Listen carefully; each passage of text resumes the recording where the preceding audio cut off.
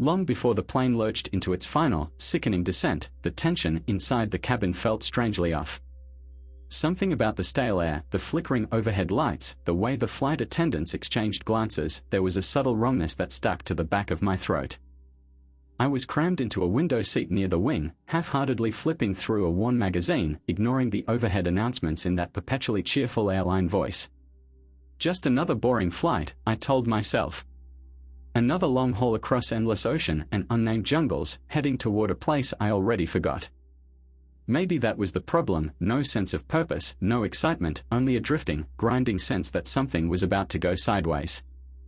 They say if you fall from a great enough height, you'll pass out before you hit the ground. They say you might never even feel the impact. I used to believe that. Now I know it's bullshit. We first encountered turbulence about 3 hours into the flight. Nothing major, just enough to make a few overhead compartments rattle. The seatbelt sign pinged on. Most people groaned, put away their laptops, let the flight attendants scurry around with calm reassurance. Then came the second jolt, much stronger. The plane dropped at least 50 feet in an instant, sending drinks flying, followed by a chorus of panicked yelps. The pilot's voice crackled through the PA, sounding more tense than reassuring, "Ladies and gentlemen, please remain seated. We've encountered unexpected," and then the plane tilted, the kind of tilt that pinned me against the window so hard I thought the glass might crack under my shoulder. I saw it then, through that same window, flames licking from the engine on the wing. Or maybe not flames exactly, but a sudden burst of sparks, black smoke pouring out in a thick, oily plume. My brain stuttered with disbelief. Planes don't just spontaneously catch fire mid-flight. Not in the real world, anyway. But it was happening, real as the terrified screams around me. The cabin lights flickered again, and the oxygen mask dropped in a flurry of plastic and tangled tubes. A half-second later, everything flipped as the fuselage jolted with such force that anyone still standing was thrown violently. The overhead panels tore open. Luggage pelted people below like artillery. Chaos. Pure, mindless chaos. In the swirl of madness, I remember the weirdest details. A child's stuffed toy soared overhead in slow motion. Some lady across the aisle was vomiting, the bile suspended in midair before splattering onto the seat in front of her. I heard cursing in multiple languages, sharp cries of prayer, frantic sobs. Then the plane bucked again, and this time the floor seemed to fall away entirely, as if we'd been shoved off a cliff. My stomach lurched into my throat. Gravity hammered me into the seat, and I fumbled for the oxygen mask. When I finally got it over my nose and mouth, my breath came in wet, panicked gasps. An alarm blared somewhere overhead, a shrill, mind-melting beep. The loudspeakers crackled once more, but only static emerged.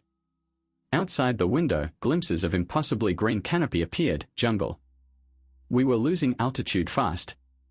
We had no angle to glide, no runway in sight, just an endless expanse of dense forest rising up to meet us. I remember thinking, we can't possibly land safely here, the pilot can't see a damn thing, we're going to smash into treetops at hundreds of miles per hour. We did. The first impact was a violent scrape against the tops of gigantic trees. Branches and foliage shredded the underbelly of the plane, the shrieking of metal on wood blending with the roars of terrified passengers. The lights went out completely, replaced by strobing flashes from short-circuiting panels. Then came the final, full collision, the plane slammed into the jungle floor, skidding, flipping, snapping in half with a thunderous groan of tearing steel. I blacked out on impact. Maybe it was the whiplash or my head striking the seat in front of me, or maybe my mind just couldn't handle the terror. When I came to, it was evening, dim, red light filtering through ragged holes in the fuselage. The first thing I noticed was the silence. Not total silence, but a suffocating hush broken only by the sizzling crackle of small fires, the drip of leaking fluids, and the groaning of twisted metal. Dazed, I tried to move. My seatbelt still held me in place, the strap digging into my chest. My left ankle was pinned under something heavy. The smell was a nauseating cocktail, burnt rubber, spilled fuel, and a coppery tang of blood so thick I could taste it in the air. My own blood, maybe, or someone else's. My head throbbed. I reached up and felt a warm slickness on my scalp. I was bleeding, but not profusely. Not enough to kill me yet. Blinking to clear my vision, I looked around the cabin, what was left of it. Rows of seats had crumpled forward. Parts of the fuselage overhead had peeled away like the lid of a sardine can, letting in the last feeble rays of the sun. Corpses hung from their seats, limbs contorted. Some people had been thrown clear of the plane altogether. I heard faint whimpers, moans, and somewhere a strangled cry for help. The entire tail section was gone, ripped off who knows where. I braced myself, unbuckled, and tried to stand. Pain lanced through my ankle as I pushed whatever had pinned it. A chunk of overhead bin? Possibly. With a grunt, I heaved it aside, biting back a scream as I freed my foot. I tested weight on it, sprained, maybe broken, but I could move. One step at a time. One breath at a time. "Hello," she croaked. My voice echoed in the battered space. "Anyone?" A few seats away, a woman stirred. Her hair was matted to the side of her face with drying blood, and her eyes flickered in my direction. She tried to speak, coughed. I limped toward her, climbing over debris and bodies. When I reached her, I saw the shard of metal that had impaled her through the abdomen. A piece of the plane's interior, maybe. My stomach twisted at the sight. I could see the edges of the wound, red and wet, soaking her shirt. She whispered something, a rasp I couldn't catch. I leaned closer. "Water," she managed, tears mixing with the blood on her cheeks. I looked around, mind racing. Water. I had nothing. Everything was scattered, destroyed. The flight attendant's station up front, maybe there'd be bottled water. But I had no guarantee. She coughed wetly again, her breath rattling. Even if I found water, that wound looked fatal. "I'll be back," I said, pressing her hand gently, though it felt like a lie. She closed her eyes, as if letting me go was her only option. Wincing, I hauled myself up the tilted aisle, stepping over torn seats, shards of plastic, and shattered glass. The overhead compartments mostly lay on the ground now, crushed. Occasionally I heard a short hiss from severed oxygen lines or the pop of tiny flare-ups as bits of smoldering fabric tried to catch. My foot slipped on something. I looked down to see a severed hand, palm up, almost offering itself. My stomach lurched, but I swallowed the bile. Focus. Keep going. Past the first-class bulkhead, I found the remains of the flight galley. The cabinet doors had burst open, strewing meal trays and utensils. Some of the beverage carts were jammed in twisted metal frames. I spotted a few intact plastic bottles among the wreckage, gleaming with the last light. Hobbling over, I snatched them up. 2 were empty, cracked open, but 3 remained sealed. Water. Clutching them, I started back. The woman had died in the short time I was gone, eyes glassy, staring at nothing. I pressed my fingers to her neck. No pulse. Another life snuffed in this metal coffin. Gently, I laid one of the water bottles on her chest, some irrational gesture of respect or apology. Then I swallowed hard and kept moving. I needed to find other survivors. I found only one more conscious person in the wreckage, a middle-aged man pinned under a collapsed row of seats near the cockpit area. His face was slick with sweat, and he whimpered when I approached, eyes wild. "I can't feel my legs," he said, voice trembling. That was no surprise. The seats had crushed his lower body. An ugly piece of metal jutted from the side of his thigh. With what little medical knowledge I had, I tried to see if I could shift the seats. But they were wedged, all twisted up with the floor. Even with both arms, I couldn't budge them an inch. He grabbed my wrist, desperate. "Please, don't leave me. I'm alive. I'm alive."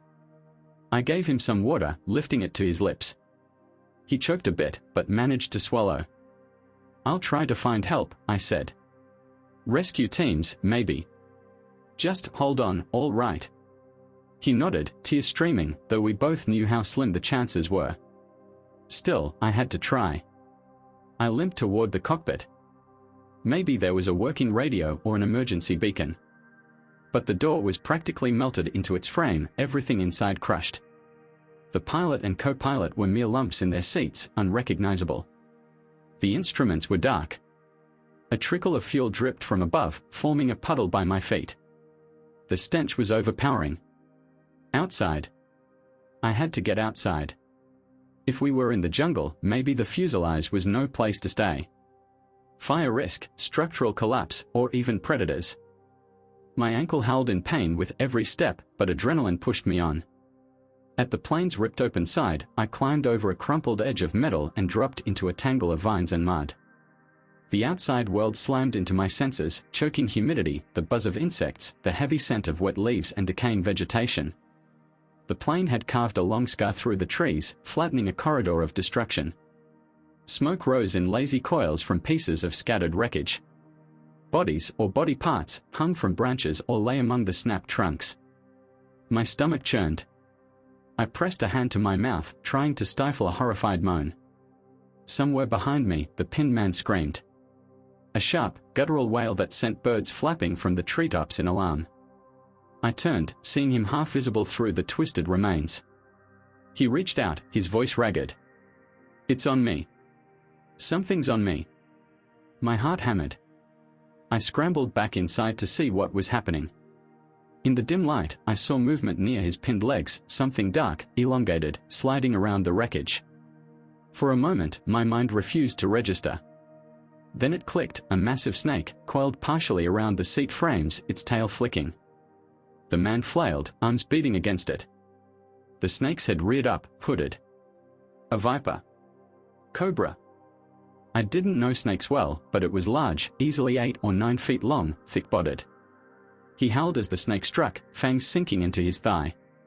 Helpless, pinned, all he could do was scream. I lurched forward, swinging my fist at the serpent's body. My blow glanced off its slick scales. It uncoiled in a flash, releasing his leg and hissing at me, head swaying. My heart pounded, but I grabbed a piece of metal debris and lashed out again, connecting with the side of its skull this time. The snake shuddered, then slithered away into the darkness beyond the broken hull, leaving me panting, adrenaline surging. The man moaned, eyes rolling back, foam collecting at the corners of his mouth. Snake venom, or shock, or both. I tried to reassure him, hang on, but his breathing turned shallow. He clutched at my shirt. I had nothing to treat a venomous bite. Within minutes, his grip slackened and he went still. Darkness fully descended outside, leaving the wreck interior in near blackness except for the flicker of distant flames. I was alone. Maybe truly alone. I collapsed onto a partly intact seat, mind reeling. No rescue in sight, no idea where we had crashed. We could be hundreds of miles from any settlement. The radio was useless, the plane shredded, survivors either dead or dying. I told myself to stay calm. The immediate dangers, injuries, lack of supplies, the looming possibility of more predators. I needed a plan. My ankle hurt like hell, and I was bleeding from a gash on my forearm. My head pounded. But if I just sat here, I'd die of dehydration or infection, or get eaten by some jungle creature. I rummaged through overhead compartments, under seats, finding scraps, a half-crushed first aid kit missing half its contents, a single working flashlight, a roll of duct tape. A couple of energy bars from the airline snack tray. Not enough for more than a day or two. I also found a short length of rope, maybe from someone's carry-on. I stashed it all in a battered backpack I found beneath a seat. The plane floor was slick with blood, so I tried not to look too closely as I stepped. At some point, I realized I needed to sleep, or at least rest, but every nerve in me screamed that sleeping here was suicidal. The snake was just one threat. The stench of blood could attract predators. But there was nowhere else. I dragged a few seat cushions together, forming a little corner near the front. My plan, wedge myself in, keep the flashlight handy, try not to pass out completely. The moaning had stopped, replaced by the endless drone of insects. My eyelids felt like lead. I drifted, jolting awake at every small sound. Once, I heard a rustling near the fuselage gap. I raised the flashlight, shining it out into the night. Nothing, just waving leaves, a suggestion of shapes in the gloom. Another time, something scuttled across my foot in the darkness. I kicked frantically, hearing it skitter away. Possibly a spider, or a giant cockroach. My heart hammered, but exhaustion dragged me under again. When dawn broke, pale light revealed the full horror. Now I could see all the bodies around me, twisted in their seats or spilled onto the floor. Broken faces, vacant eyes, pinkish entrails glistening through torn clothing. The smell was indescribable. I forced myself to keep down the surge of vomit. I had to get out. Outside, the morning sun scorched the air into a humid blanket that plastered my clothes to my skin. The crashed plane looked like a fallen titan amid the swaying grain. A piece of the wing jutted from the ground at an odd angle, still smoking from the ruined engine. Further along the wreckage trail, I saw the tail section jammed upright in the trees, as though stabbed into them. Suitcases and random debris littered the area. In daylight, I decided to search for more supplies. If there was an emergency kit, flares, or a beacon, they might be in the tail or cockpit. The cockpit was unsalvageable, crushed and half buried. That left the tail. Gathering my courage, I started along the wreckage path, each step an agony on my ankle.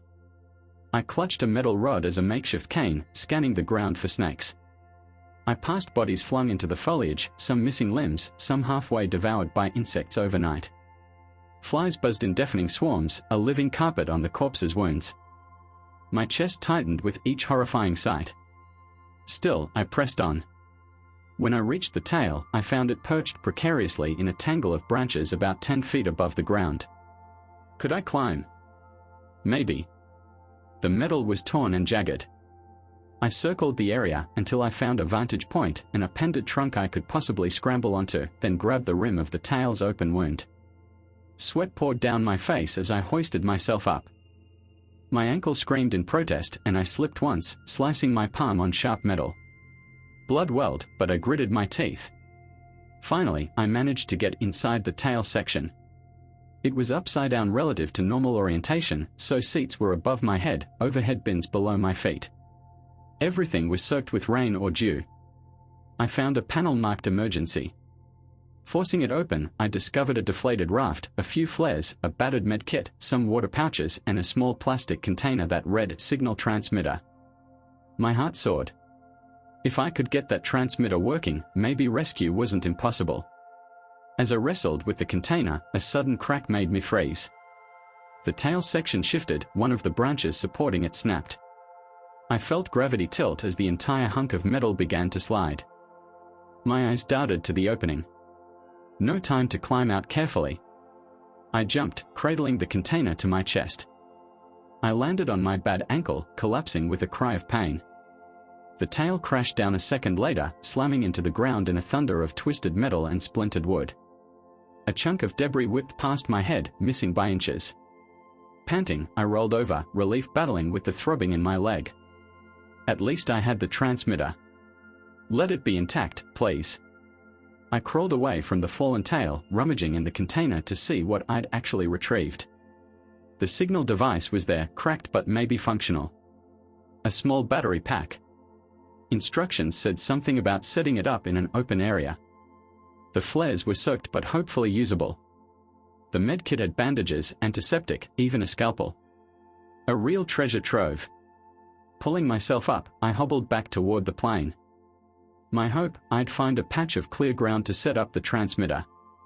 The instructions indicated it might work even under some canopy if the signal was strong enough, but open air was best. The idea of rescue flooded me with shaky optimism. But the jungle had other ideas. About halfway back, I heard that wet dragging sound again, the same noise from the prior night. I froze, scanning the thick undergrowth. Tall palms and vines formed a wall of green, but something moved behind them. Then I saw it, a shape, hunched and wrong, large enough to be a jaguar, or even bigger. My breath caught in my throat. Maybe it was a big cat, maybe a bear if such creatures roamed these jungles. But then it shifted and I caught a glimpse of an elongated muzzle, spines or quills along its back.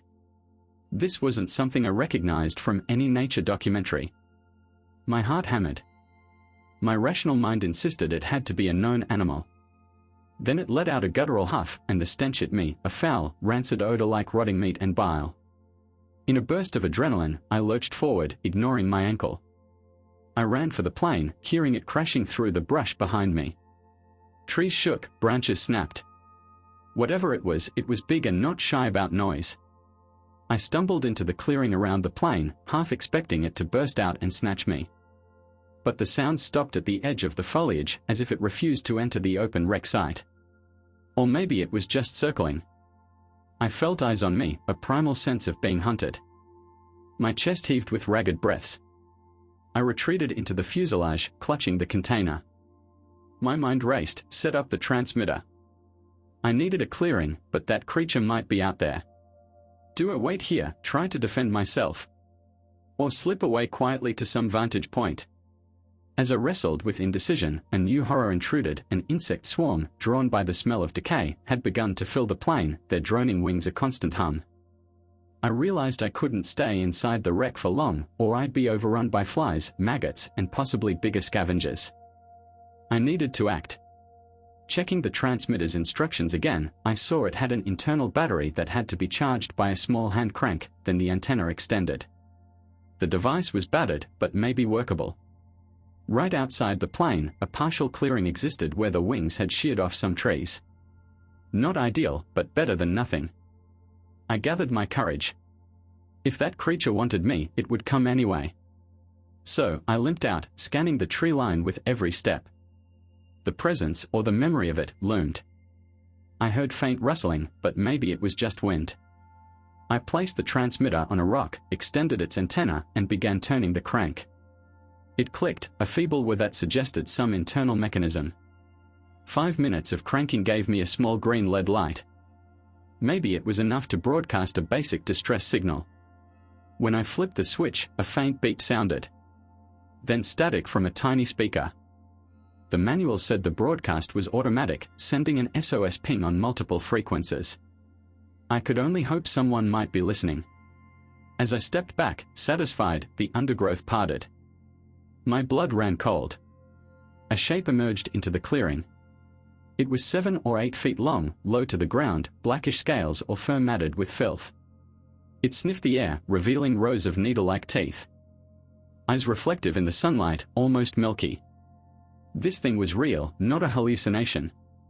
Not a standard jungle predator, either. Some hideous freak of nature, or an undiscovered species. It advanced slowly, nostrils flaring, tasting the air. I backed away, heart pounding in my ears. My hand found the handle of a hatchet I'd salvaged from a maintenance box earlier, the flight axe. Another emergency tool. I held it up, though I doubted I could do more than piss it off. The creature let out a rasping growl, thick drool hanging from its jaws. I realized it smelled the blood from the plane. Maybe from me as well. Predatory hunger radiated from its every movement. My breath caught in a trembling gasp. Without warning, it lunged, crossing the distance in a blur. I swung the hatchet with all my strength. The blade connected with its shoulder, a wet thunk. It screeched, a sound that stabbed my ears, but momentum knocked me down. My ankle twisted, sending jolts of pain up my leg. The hatchet was wrenched from my grip as the creature thrashed, blackish blood splattering. On my back, I saw its jaws gape wide, about to snap onto me. My hand scrabbled for anything, a rock, debris. My fingers closed around a broken seat bracket, jagged metal at one end. I drove it upward into the creature's neck. A sickening crunch, a spurt of vile-smelling fluid. The beast howled, convulsing, but still fighting, its claws raking my side. I screamed in agony, forcing the bracket deeper until it found something vital. At last, the creature collapsed, half on top of me, spasming. I gagged at the reek of its breath, barely managing to roll it off. My side burned from claw wounds, but I was alive. My vision swam. I tasted blood, maybe my own. Crawling away, I tried to stand, tried to see if it was truly dead. It lay twitching, mouth opening and closing in silent gasps. Then it stilled. I stared, shaking, tears mingling with sweat. My entire body was battered. The transmitter beeped on its rock, a lonely SOS call in a jungle that felt more alien than Earth. I sank to my knees, pressing my hand to my bleeding side. I just fought some monstrous predator that shouldn't exist. What next? I didn't have an answer. I only knew that each moment was a new battle and rescue felt 1,000 miles away. Blood seeped through my shirt, warm and sticky, as I staggered back toward the gutted remains of the fuselage. My breath came in ragged gasps, adrenaline still roaring through my veins. That nightmarish creature lay motionless behind me, a dark smear of alien biology on the jungle floor. I refused to look over my shoulder again, every nerve demanded I keep eyes forward, find shelter, and attempt to stanch the bleeding. The idea that I'd just killed something so unnatural unsettled me deeply. This was no simple jaguar or boar. Its head shape, the ridges of bone or cartilage along its spine, these things defied all the usual categories of wildlife. But the jungle is vast, harboring secrets that rarely see the light of day. Perhaps I'd stumbled upon one of them. Whether it was unique or part of a hidden species, I couldn't dwell on it. I had to survive the next hour. The transmitter beeped faintly from its perch on the rock, sending out signals that might or might not reach the outside world. If rescue came, it wouldn't be instantaneous. I needed to fortify my position or move somewhere safer. When I reached the ragged opening in the plane's fuselage, my strength gave out, and I half collapsed over the threshold. The interior was sweltering, the morning's light had shifted, beating down on the torn metal and raising the temperature inside like an oven. The smell of decomposition intensified with each passing hour, but rummaging among the wreckage was still my best chance for supplies. I used the battered med kit from the tail to treat my wounds, ripped clothing, fresh antiseptic, more bandages than I could afford to squander. My side had 3 parallel claw marks, each dangerously deep. If infection set in, I'd be in serious trouble. But I had no choice. Biting down on a shredded piece of cushion to muffle my groans, I poured antiseptic on the claw wounds. It felt like molten steel on my flesh. My ankle had swollen to nearly double its normal size, deep purple along the bone. I couldn't put much weight on it, so I scavenged a makeshift splint using a bent tray table and some duct tape. Crude, but it would keep my foot from moving too much. Checking my forearm, where I'd cut it climbing the tail, I found the gash fairly shallow, though nasty. Another bandage, more antiseptic. When I finished, my head spun with exhaustion and pain. But rest was a luxury. I eyed the interior, scanning for anything I might have missed: seat cushions, wire, a bottle of half-spilled liquor from the cabin service cart, some shattered glass from a window. If I was stuck here another night, I needed water and some kind of defensive plan. I rummaged deeper, ignoring the bodies as best I could. Guilt gnawed at me, but I was beyond squeamishness now. I found a half-ruined flight attendant's satchel with random items, a small lead flashlight, hair ties, a single protein bar, a handful of nuts in a sealed bag, and, most importantly, a cigarette lighter. My chest flooded with relief. Fire was everything out here. In the overhead bin area, what was left of it, I discovered a rolled-up blanket, partially scorched. This might be crucial for warmth if the temperature dropped at night or for carrying items. I also found a handful of seat belts I could cut free. Their straps might be used for tying splints or fashioning a harness. Amid the chaos, I spotted something that made my heart skip: a compact survival knife tucked under a seat, probably from someone's carry-on. It was sheathed in black nylon, the blade a few inches long, serrated on one side. That was a far cry better than swinging a random chunk of metal. I clutched it like a lifeline, my new best friend in this green hell. Time felt elastic, hours dragging, yet the day's light racing across the sky. The sun was sinking again before I realized how late it was. I had to decide: stay in the plane for the night, or relocate to the partial clearing near the transmitter. Both had drawbacks. The plane reeked of death, attracting scavengers. The clearing was wide open, with little shelter. Then there was the matter of that monstrous creature, presumably a lone predator, though how could I be certain? Ultimately, I chose a spot just outside the plane, where the fuselage's curved side offered a bit of a wall to my back, and some partial overhead from a piece of torn wing leaning against it. I spent the waning daylight dragging debris around, erecting a makeshift barricade of twisted seats and scraps of metal to form a defensive perimeter. If something tried to rush me, it wouldn't be quiet or easy. The ground was spongy with decaying leaves. I flattened a space, laid down the scorched blanket, propped up a seat cushion to serve as a pillow. I placed the transmitter in plain sight a short distance away, its tiny LED still blinking hopefully.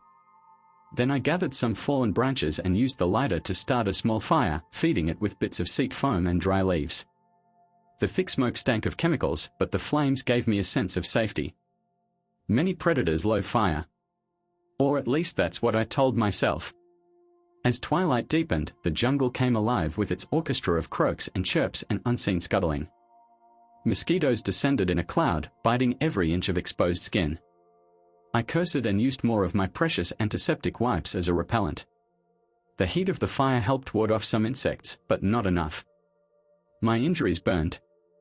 I felt weak, hungry, but forced down what meager scraps I had, the nuts, half the protein bar, and some water from the plane's supply. I was rationing carefully, rescue might come tomorrow or not. Each swallow tasted of plastic and dread. Darkness swallowed the world.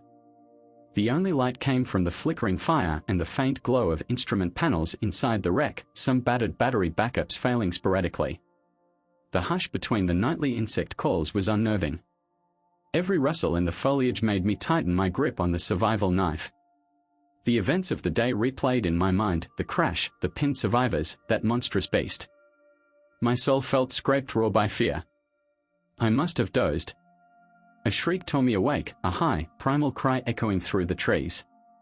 My heart hammered as I jerked upright, disoriented. The fire was low, just glowing embers. I could see little beyond the dancing shadows. Another scream, agony, terror, and a bestial undertone. It came from the direction of the crashed tail, maybe a few hundred yards away. The jungle canopy muffled it, making it impossible to tell if it was human or animal. But it chilled me to the marrow. Something was out there, possibly something else unnatural, or an injured creature wailing in the night. My breath came in ragged gasps. I added more fuel to the fire, coaxing the flames higher. The screaming recurred twice more, each time diminishing in volume, as if retreating deeper into the darkness. Eventually, silence reigned again, leaving me a trembling mess. My wounds pulsed with each frantic heartbeat. I clutched the knife until dawn's first grey light seeped through the branches. I'd barely rested. My body screamed for real sleep, but survival wouldn't allow it. Daylight at least made me feel less vulnerable, though the dangers hardly diminished. Gritting my teeth against the pain, I set about the next priority, water. The supply from the plane wouldn't last forever, especially in this sweltering heat. I recalled glimpsing a trickle of water somewhere along the wreck's path. If I could find a small stream or puddle, I might refill. With a container and a way to boil it, I could manage safe drinking water. I rummaged the plane again for something metal to use as a pot. Eventually, I uncovered a crumpled stainless steel serving container from the galley. It was bent but could hold a couple of cups of liquid. That plus the lighter might let me purify water. My plan, gather water, return, boil it over the fire. Armed with the survival knife at my side, the hatchet from the maintenance box, and my splintered ankle, I set out. My path was a careful hobble through the chaotic debris field. Each step was a new battle against the throbbing in my foot. I found the water source about a quarter-mile away, a small rivulet trickling down a rocky slope, forming a shallow pool before seeping into the earth. Around it, the vegetation was thick, vines draping over half-submerged boulders. I tested the water's clarity with the tip of my finger. It smelled fresh enough, not stagnant. While I knelt to collect some in a salvaged plastic bottle, a wave of nauseating dizziness swept me. Fever, I realized. My wounds might be infected, or I was simply dehydrated. Spots danced in my vision. I steadied myself, took a desperate sip. It tasted earthy, slightly metallic. Safe or not, my thirst was too great to ignore. Movement flickered in the corner of my eye. I froze, scanning the vine-choked clearing. Nothing. Probably an animal scurrying away. My nerves were on a razor's edge. I forced myself to fill the bottle, fill the container, then hobble back. On the way, I heard a buzzing cloud of flies in the distance. Following the sound, I nearly retched when I saw the remains of that bizarre creature from the day before. It was half-eaten, torn open from the belly up, maggots writhing in the exposed flesh. Another predator, or scavengers, had found it in the night. The stench smacked me in the face and I stumbled away, heart pounding. Whatever had feasted on that beast might be prowling nearby. I made it back to my makeshift camp by midday, drenched in sweat and trembling from intermittent chills. My sides' claw marks were red, puffy, seeping. I had to clean them again. But first, water. I lit the fire anew, placed the container on it, and let the water boil. The small container only held so much, so I repeated the process multiple times until I had a few bottles of boiled water. Not crystal clear, but safer than nothing. Thirst overcame caution. I drank greedily, ignoring the heat. My parched throat welcomed the lukewarm water. Some dribbled down my chin, mingling with the grime and dried blood that seemed permanently caked on me. My next move: treat infection. The med kit from the tail had a small stash of antibiotic pills, just a few. I swallowed 2, hoping to stave off the worst. Using leftover bandages, I redressed my wounds with newly boiled water, though I had no antiseptic left. The deeper claw cuts worried me. They looked angry, flesh around them turning dark and inflamed. Fighting panic, I forced myself to think if help was coming, they'd likely arrive by helicopter or plane. I had a transmitter, a clearing. If the signal was being broadcast, someone might pick it up. But time was a problem, my body was failing. A new noise caught my attention: an engine. I scrambled up, nearly falling in the process. Yes, a faint droning above the treetops. My heart soared. I stumbled out of the fuselage's shadow into the clearing, scanning the sky. There, a speck passing overhead, high and fast. I waved my arms like a madman, even though they likely couldn't see me through the dense canopy. Then I remembered the flares. They were inside the tail kit. I fumbled one out, yanked the cap, and ignited it. A brilliant red smoke poured out, swirling upwards. I prayed it would reach above the canopy. But the plane overhead grew quieter, smaller, disappearing. The smoke billowed for half a minute, then died. No sign the aircraft had noticed. I sank to my knees, the flare canister still hissing faintly. The heartbreak was almost too much to bear. I let out a ragged sob, alone in the unfeeling wilderness. Nevertheless, the possibility of rescue was real. Another plane might pass closer, or a helicopter. I decided to keep a flare always at arm's reach, in case. The next 3 days, or what felt like 3 days, I lost exact track, were a grinding ordeal. My routine consisted of gathering water, boiling it, trying to eat random bits of salvaged food. I scoured the plane for anything not yet spoiled: tiny bags of peanuts, crackers, a few miniature liquor bottles. The latter served to disinfect minor cuts, though I also sipped them to dull the pain. Each night, the jungle tested my defenses. I heard creatures prowling, saw eye shine beyond the fire. Smaller beasts, or the same species as the thing I'd killed. I didn't know. I erected more barricades, sharpened a few metal rods for spears. My infected wounds worsened. Fever crept higher, making me delirious at times. I had nightmares of the plane crash repeating, only in slow motion, with the monstrous creature in the pilot's seat, cackling as it dove into the trees. I'd wake drenched in sweat, half certain I heard distant laughter in the forest.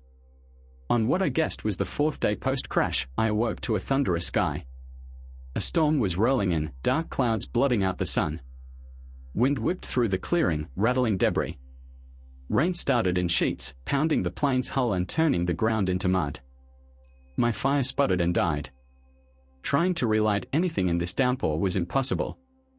I retreated under a piece of wing with my blanket wrapped around me, shivering despite the humid air. The storm raged for hours, lightning cracking overhead. Rain battered the jungle so hard that rivulets of water washed through my camp, sweeping away small objects. At least I could collect fresh water, I thought bitterly. I set out every container I could find. The thunderclaps vibrated in my chest, each flash of lightning revealing silhouettes of leaning trees. Once, in the flicker, I saw a massive shape perched on a fallen log, watching me, some four-legged predator. My heart froze, but the lightning vanished, and in the next flash, it was gone. When the storm finally passed, night had already fallen. The clearing was a swampy mess. My barricades remained but were partially collapsed by the torrent. The transmitter was soaked, blinking weakly. I tapped it, not sure if it still functioned. I spent that night in a state of delirium. My fever spiked, possibly from the exertion in the rain. At times, I saw shapes drifting around me in the darkness, my dead fellow passengers, their faces slack, eyes empty, beckoning me to join them. I mumbled apologies. I heard the Pin Man's voice, "Don't leave me." The words echoed until I didn't know if they were real or hallucinated. My body burned with infection. Sometime after midnight, I snapped awake to a new sound, footsteps slushing in the mud. Heavy, purposeful. Not a slinking predator. My heart pounded. I grabbed the survival knife. A flashlight flickered across the wreckage. Yes, a flashlight. "Hey!" I croaked, voice cracking. "I'm here." The light swung toward me, blinding. I raised a hand. Relief flooded me, thinking rescue had arrived. Then, a coarse voice hissed something I didn't understand, a language or dialect foreign to me. Dark figures moved closer. They weren't wearing rescue uniforms, they had ragged clothes, some with bandanas, others with well-worn gear. One carried a rifle strapped over his shoulder. My sense of relief faltered. Who were these people? Local rebels? Poachers? Smugglers? This region might be rife with dangerous groups. I tried to speak anyway, plane crash survivors. One man stepped forward, eyes cold. He spoke rapidly in a language I didn't catch, then broken English, "You alone." My adrenaline spiked. My mouth opened, but words tangled. They saw my condition, filthy, feverish, clutching a knife. One snorted in derision. Another jabbered in his own tongue, gesturing at the plane. They advanced, rummaging through the debris, ignoring my attempts to talk. I realized with mounting dread they were scavengers, looters. This wreck might be a source of valuables, electronics, luggage, anything salvageable. I was just another piece of wreckage to them. I tried again, "Help. I need medical." The man with the rifle barked a command. Another man lunged, grabbing my wrist, forcing me to drop the knife. I yelped. They pinned me against a broken seat, rifling through my pockets. My heart hammered, would they kill me for any valuables? I had none. They found the small flashlight, the leftover antibiotic pills, even the half bottle of water I'd stored. They confiscated everything. I tried to protest, but a punch to my gut silenced me, white-hot pain lancing through my wounds. Tears of frustration welled. These men were no saviors. They were opportunists, picking a crashed plane clean. The largest one, with a machete across his back, surveyed me like a vulture. In broken English, he sneered, "You, soldier. Tourist. Just passenger. Please, sick. Help me," I gasped. He spat on the ground, a contemptuous gesture. Then they resumed looting. One discovered the transmitter, exclaimed in excitement. Another found the flares. My stomach churned. If they took that transmitter, any hope of rescue vanished. I summoned courage and tried to grab it. Instantly, the rifle butt slammed into my temple. My world spun. I tasted blood. The machete man barked a laugh, brandishing the transmitter. My vision blurred, but I saw them rummaging further inside the plane, collecting anything of value. They paid no heed to my groans or the blood trickling down my face. After several minutes of rummaging, they started conversing in low tones. Then the machete man stepped up to me, grabbed my jaw, and forced my head up. "You stay.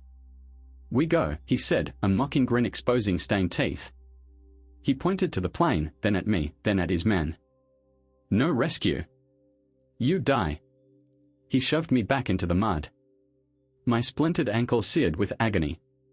Another man flicked on my own flashlight, shining it directly at my eyes, snickering. The group gathered their loot, my transmitter, flares, a bag of random items. Then, without a backward glance, they left. Their flashlights bobbed away into the darkness, the only evidence of civilization for miles.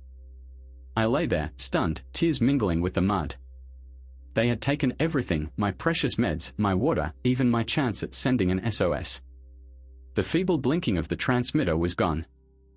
I was alone again, stripped of nearly all resources, beaten, feverish, left to the mercy of the jungle. Dark thoughts welled inside me. For a moment, I considered letting the infection take me, drifting into oblivion. But some stubborn kernel of will refused to die. Gasping, I crawled back under the wing. The storm's aftermath had left everything soaked, my small stash of leftover seat cushions drenched. The fire was out, drowned in the mud. By the faint moonlight, I saw my reflection in a puddle, my face bruised, swollen, streaked with blood. I recognized no one. Just a victim. Maybe that was all I was now. Somewhere nearby, an owl hooted, startling me. Then came rustling in the undergrowth, as if to remind me I wasn't truly alone. The wilderness teemed with life that owed me nothing. I forced myself onto my side, curling up to retain body heat. I would survive the night, somehow. In restless semi-consciousness, the pinned man's voice returned to me, "Don't leave me. I'm alive. I'm alive," I moaned, pressing my hands to my ears. I couldn't stop the barrage of memories. The crunch of the snake's fangs, the woman with the shard of metal in her belly, the horrifying roars of that monster I'd killed. And now these scavengers, humans more monstrous in some ways. I drifted into darkness again, coughed up bile, drifted deeper. Fever made me see shifting shapes at the edge of vision, shadows with eyes, the crashed plane groaning like a dying beast, each rivet a nerve. Then a new day dawned, grey light creeping over the horizon. My body felt like lead, every joint stiff. My left arm burned from shoulder to elbow. My ankle was a throbbing mass of pain. My side was clammy with dried blood. My mouth was parched, thirst stabbing me awake. No transmitter. No flares. My precious antibiotics gone. The water containers. Possibly they left me one by accident. I crawled about, rummaging in the debris. At last, I found a single plastic bottle, half full, hidden under a collapsed seat. I gulped half of it, then forced myself to save the rest. I had to find a new water source. The day stretched before me, each second a mountain to climb. My infected wounds weren't improving, and the swelling around the claw marks was a terrifying sign of sepsis. If I had no antibiotics, I needed to treat it somehow. People say certain plants in the jungle can help. But I was no botanist. An idea took root, maybe the scavengers had a camp nearby. If I could track them, maybe I could steal back the transmitter or at least find a better path out. It was desperate, borderline suicidal. But waiting here meant slow death. I recalled the direction they vanished. I also recalled the storm-churned mud might preserve footprints. Hobbling around the perimeter of the clearing, I found them indeed, a trail of boot prints heading north, deeper into the jungle. Following them wouldn't be easy, especially with my injuries. But any direction was better than rotting here. I assembled a minimal kit, the survival knife. They hadn't bothered searching for it again after knocking it out of my hand, a length of seatbelt strap, the battered metal container to boil water, the half bottle, and a chunk of salvage for a makeshift crutch. If I was going to do this, I had to do it now, before infection crippled me. Pushing aside dread, I limped into the green unknown, the footprints my only guide. Every step was an exercise in pain management.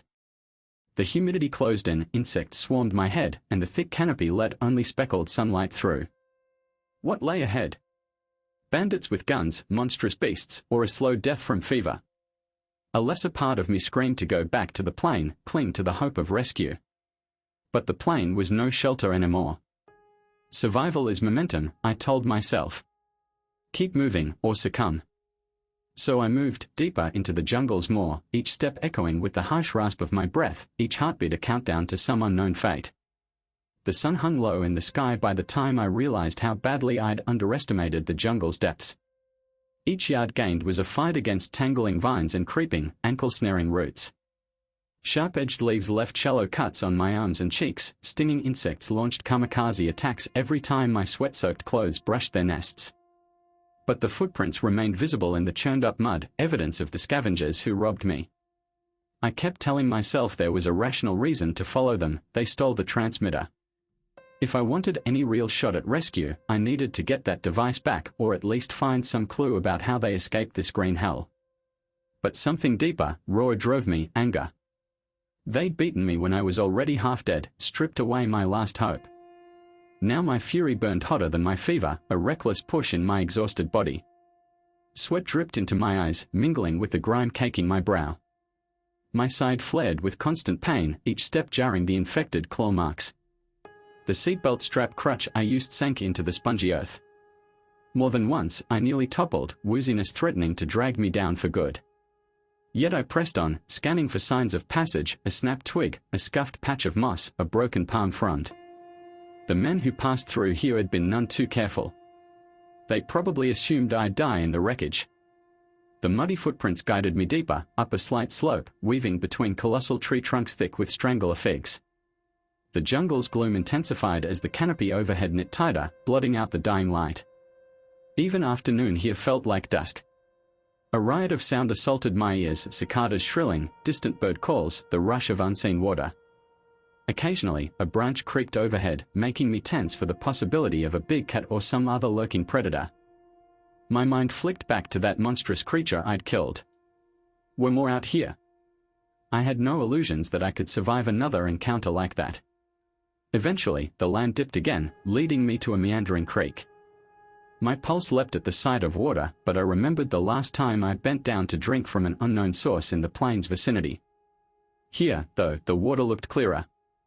I decided to risk it, crouching on trembling legs to fill my battered metal container. As I did, I heard a muffled shout. My entire body froze. There it was again, a voice carried on the thick air, somewhere ahead along the creek. Could it be the scavengers? Or someone else? The sound made my heart pound so hard it threatened to crack my ribs. Crouching low, I inched forward, using the wide buttress roots for cover. The creek curved around a cluster of boulders, revealing a spot of flatter terrain. I spotted a faint glow through the trees, firelight. My stomach lurched with equal parts dread and excitement. If they had a camp, they might also have more supplies, maybe medicine. Or they might just kill me on sight. Determined, I crept closer, ignoring the agony in my ankle. The voices grew clearer, harsh, guttural tones, occasionally spiked with laughter. Then I saw them, 3 men near a small fire, one smoking a hand-rolled cigarette. My stolen transmitter sat on a log, the flare tube scattered. They seemed to be fiddling with it, cursing when it beeped or hissed static. With them was a battered old pickup truck partially hidden by foliage, its tires caked in mud. My heart soared for a moment. If that vehicle worked, it was a ticket out. But how far could it go in this uncharted jungle? Possibly they had an off-road route or a hidden track. If I got my hands on it. My thoughts were interrupted by a yelp from beyond the fire. Another figure emerged, a scrawny teenager, face bruised, wearing clothes caked in grime. One of the men barked orders and the kid hurried over to stoke the fire. The bandits, if that's what they were, laughed as one rummaged through a battered duffel bag. I glimpsed the butt of a pistol protruding from his waistband. Another had the rifle slung across his back. Machetes were everywhere. I pressed against the root, adrenaline flooding me. Confronting them alone was suicide. But if I waited for them to move, I might lose track of the transmitter and the truck. I needed to be smart. A half-formed plan took shape: wait for night to deepen, slip in quietly, grab what I could. But I was in no condition for stealth, especially with this limp. I might need a distraction. If I could start a fire somewhere else, or create some commotion. Suddenly, a woman's scream cut through the camp. My blood chilled. It wasn't just men and one teenage boy here. A woman was behind a large canvas sheet or tarp strung between 2 trees, forming a crude shelter. The scream wavered, then collapsed into a fit of coughing. The men snickered among themselves. Every hair on my neck stood on end. My heart hammered with both fury and fear. These people were more than opportunistic looters, they were captors, possibly worse. I clenched my fists, nails biting into my palms. In my past life, I'd never considered violence except in self-defense. But the rules were different out here. These were not innocents. I crept around the perimeter, eyes straining for more details. I counted 5 men total, 3 by the fire, 1 rummaging in the truck bed, 1 pacing with a machete near the makeshift shelter. The woman inside kept sobbing. The teenager seemed separate, cowering slightly away from them, possibly forced to serve them. My gaze locked on the transmitter, lying near the logs. One man kept prodding it with the butt of a knife as if trying to figure out how it worked. He spat in frustration, then set it aside. The second man rummaged through a cooler, pulling out a beer can, handing it around. They were relaxed, not expecting an attack. A glimmer of opportunity. But I needed a distraction big enough to draw them away. My eyes flicked to the truck. If I could slip in, start the ignition, maybe they'd chase me, leaving the campsite unguarded. But that was risky. I didn't know how to hotwire anything, or if the keys were in it. Then I noticed jerry cans stacked beside the truck, fuel. Enough to keep a camp generator or the truck running, or perhaps for trading. A savage idea sparked in my feverish mind: if I set one of those ablaze, the chaos might give me a chance to grab the transmitter, help the captive if possible, and vanish. Yes, but the thought of igniting that much fuel was terrifying. One spark too close and I could blow us all sky high. Alternatively, I could slip up behind the truck with my lighter, tip a can to create a trail, then light it. Swallowing hard, I slid back into the jungle gloom. The men's chatter continued, occasionally punctuated by the woman's muffled sob. I circled wide, coming around behind the truck. My approach took me through tangles of vines that snagged my ankles, trying to trip me. Once, I nearly fell face first, a jolt of searing pain flaring in my side. I stifled a grunt, tasting blood in my mouth as I bit my lip. Closer now. The truck's rust-streaked tailgate was just a few steps away. I could smell gasoline, hear the men laughing. I flattened myself behind a cluster of broad leaves, glancing around. The man at the truck bed was rummaging through crates. I heard bottles clink, maybe stolen goods from the plane or from local villagers. After a minute, he wandered off to join the others at the fire. This was my chance. I crawled forward, ignoring the protest of my battered body. My hand found one jerry can, feeling sticky residue on the nozzle. It was full, or close to it. My pulse raced. This was insane. One slip, and I'd turn into a torch. But I had no illusions about taking on 5 armed men alone. Slowly, I cracked the vent cap open, letting a trickle of fuel leak onto the ground. The reek intensified, stinging my nostrils. Using my knife, I cut a small strip from the ragged hem of my shirt and wedged it into the gap, forming a makeshift wick. My hands shook uncontrollably, either from fever or raw terror. If I lit it now, the can might explode too soon. I needed some distance. So I let the gas trickle in a line outward, inching away with the can. When I had a trail about 10 feet long, I carefully set the can down behind a bush, still oozing fuel. My heart pounded like a drum in my ears.